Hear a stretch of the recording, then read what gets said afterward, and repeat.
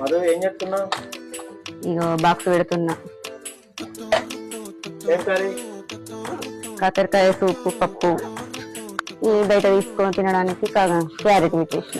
పెరుగన్నం పెట్టచ్చు కదా. ఎందుకు పెరుగన్నం? పెరుగన్నం లేని ముద్ద దిగదా? కాదు, నీకు 100-150 కర్రీలు చేసిన పెరుగన్నం దీనికి మనసు అనేది ఆగిపోదు కదా.